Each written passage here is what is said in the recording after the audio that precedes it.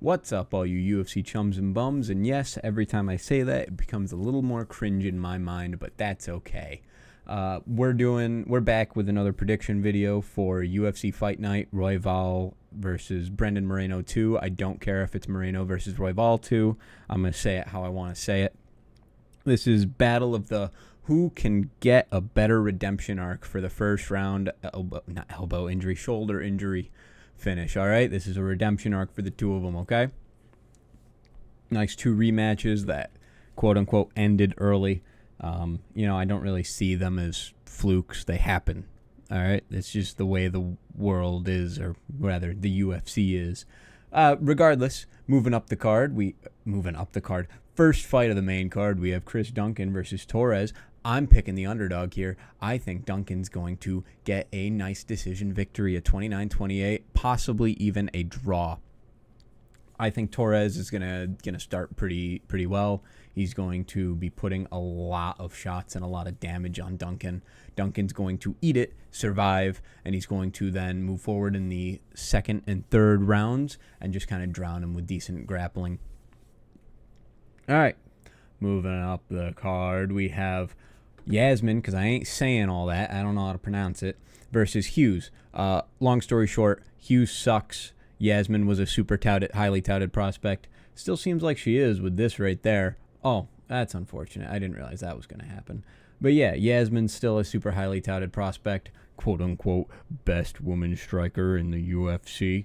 Yeah, that was proven false. She got chin checked real fast. But I'm going Yazmin first round TKO. I think she'll get it done pretty easily. I think she'll make it look real easy too.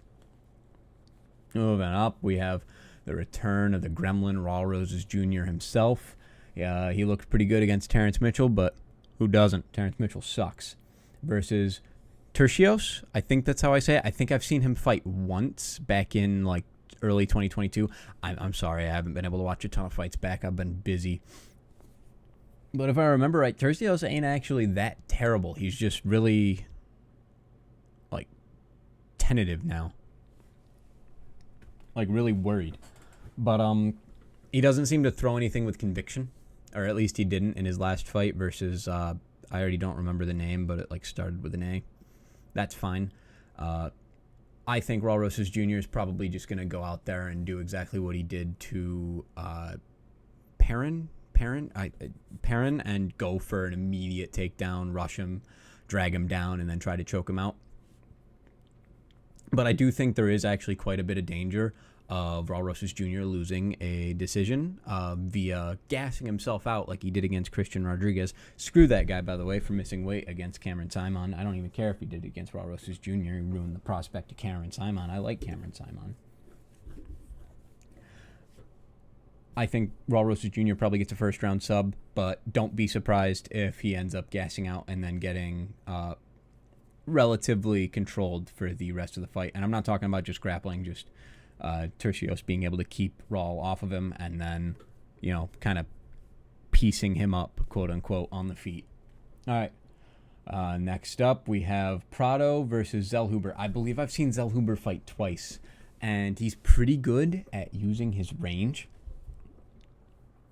to just kind of pop you and sting you a little bit. He doesn't seem to have any real heat on his shots, just a little bit of a zap, just a touch kind of a deal.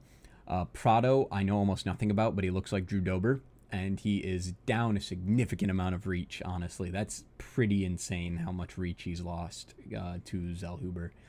I think this comes down to how hungry Prado is and what exactly his style is, because I don't know very much about Prado.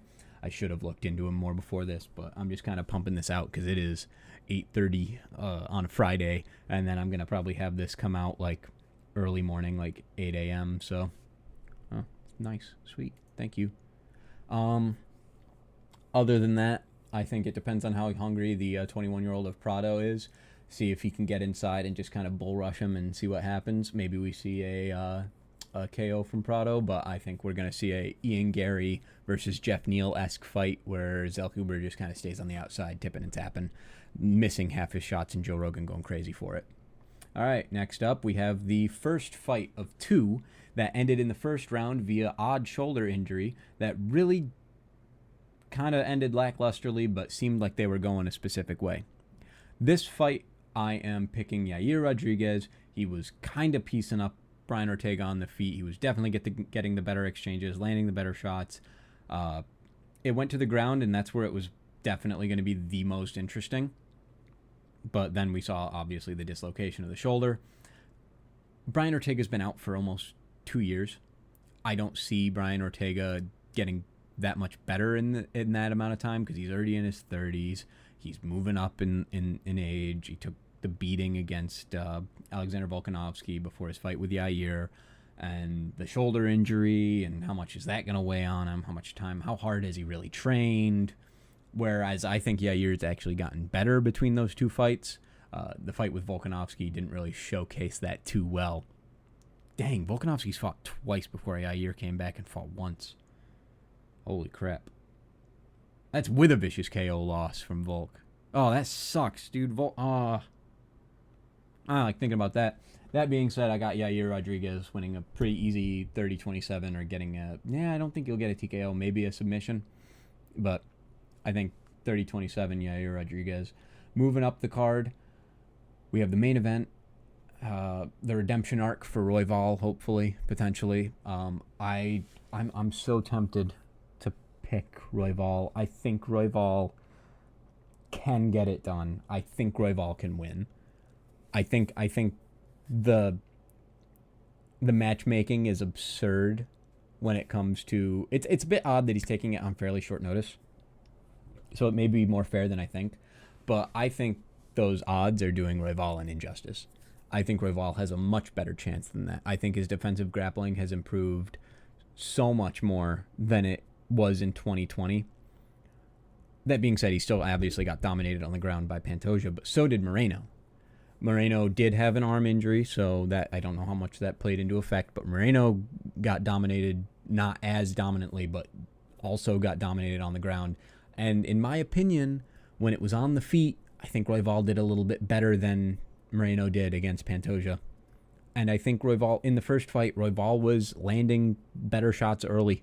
And then he oddly got tentative when he got hit cleanly, and then he just kind of shelled up and just let Moreno start finding his range and his timing, and Moreno was starting to hit him before it went to the ground, and then Moreno obviously controlled the rest of that exchange until the shoulder injury happened. But I'm gonna go Moreno by decision. I'm definitely interested in seeing Royval win, but can you give a title shot to either of these two guys? They've literally both failed against Pantoja 2 or 3 times each. Royval's been finished and then dominated. Moreno's been, I think, finished once and then dominated twice, or was it finished twice and then dominated once? That quote-unquote dominated, it was actually kind of close, but I do think Pantoja won both that fight. So, where do we go from here? Do we have Manel Kape versus Kai Kara-France, see who gets a title shot there, or do we just give one to Amir Albazi, or does Amir Albazi fight Manel Kape and we get a title shot off of that or something? I don't know. Let me know your thoughts in the comment below. Sorry for the bit of a sloppy one, but hopefully the next one. I'm doing a lot of research for the 299 card, because that one's got my boy Gilbert Burns on it. Always rooting for Dorino, baby. Catch you later.